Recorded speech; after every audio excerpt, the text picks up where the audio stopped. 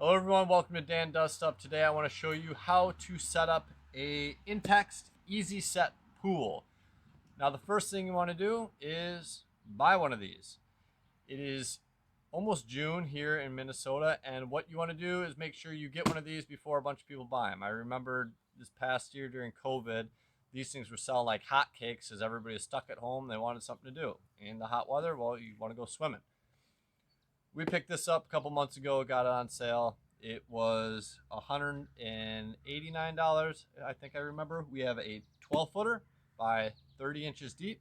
These come in different sizes, down from 6 feet all the way up to, I think it was like 21, something ridiculous. And these things are really, really simple to set up, and I'm going to kind of go through what I do and how this works. The first thing you want to do after buying it, second thing, would be you want to prep the surface. You want to find someplace that is very flat. If it's not flat, then you need to do a little excavating, depending on your handiwork, which means cutting into the ground to make it a flat surface. We've had a pool for 3 years now, so we already have this laid out, and I'm going to show you how I did it.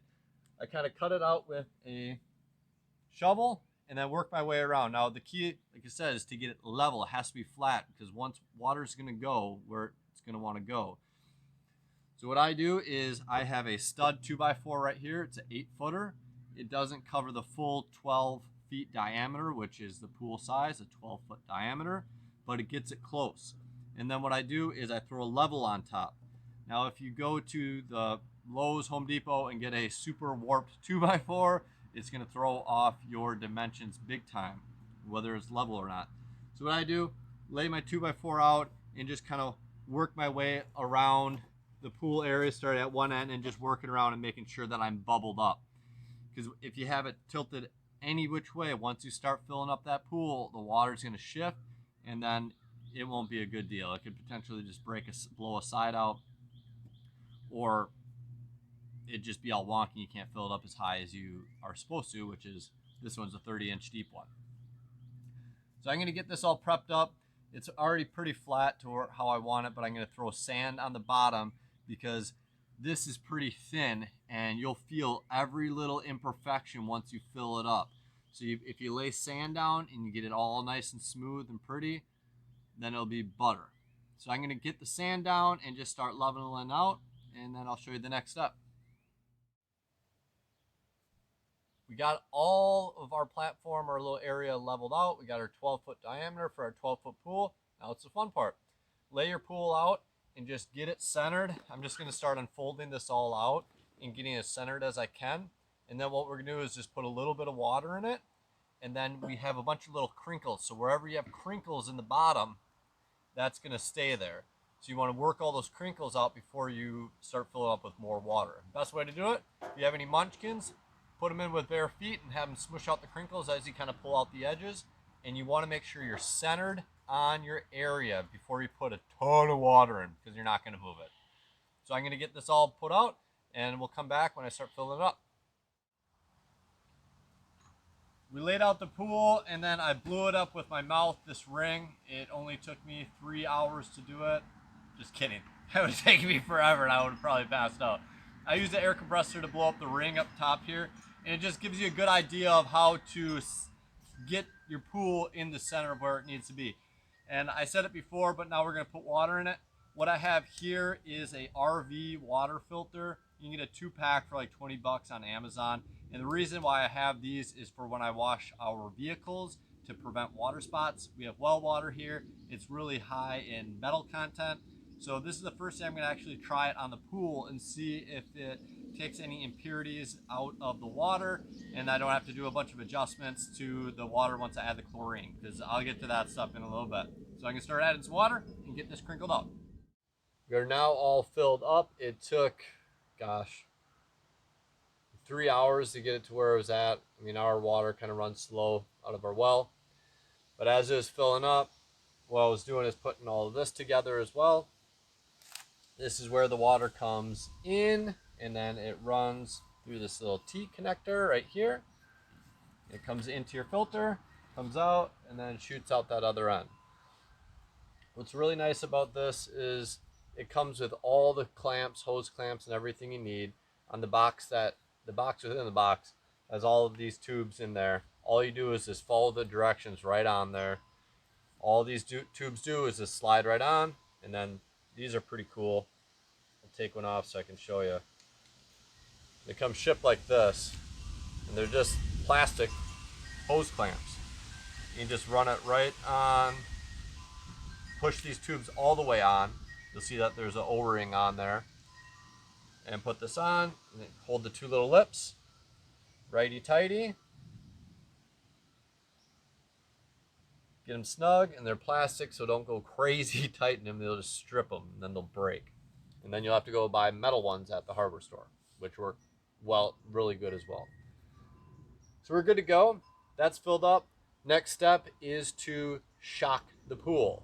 So what I'm going to do is I'm going to get Chlorine Shock and put it in the pool. And what's crazy about that is with the well water, it reacts to the minerals in there and turns the water brown, like dark brown. And to get that brown out, what I learned watching another YouTube video is taking a 5-gallon bucket, taking some stuffed animals, ripping the guts out, stuffing them in the 5-gallon bucket, and bypassing this filter right here. And really easy way to do that is you take this bottom piece off, connect it up to your 5-gallon bucket, which I will show you here really quick after I shock this. Here's my filter I was talking about. This is the only one that I use right away at the beginning of the season just to clean my well water up really good. Take a 5-gallon bucket, and you can just go and get this plastic fitting. Take one of these hoses with you to the hardware store and find one that fits on there. And all I did was just drill a hole out. If you use a drill bit, you can use a hole, drill, whatever you got to make it work. And then on the inside, you can kind of see in there. I put a screen because what happens is I stuff this with stuffing, and I don't want any of that stuffing to go back into my tubes, back into my filter, and just clog stuff up. So I just zip tied a screen on there. And then on the front, what I did is on the lid, make sure you get one that has a sealed lid. I drilled a bunch of holes in it, and again, put a screen on there and screwed it in just so none of that stuffing comes out. And the way this works is you set it up on the ladder up there, like so, and then you put your holes up on the top portion up here. Fill this up with stuffing, set it up there, take your filter out of here because you don't want to ruin that. And once you set it up and got the stuffing, knock this on really good. And once I'll show you what that brown water looks like after I shock it here. Turn on your filter, and it's pulling all that brown water out through your filter there, up and through all your stuffed animal guts, and it cleans and pulls out all that iron, which is making your water that color. And kid you not, overnight, it will look super clear and blue.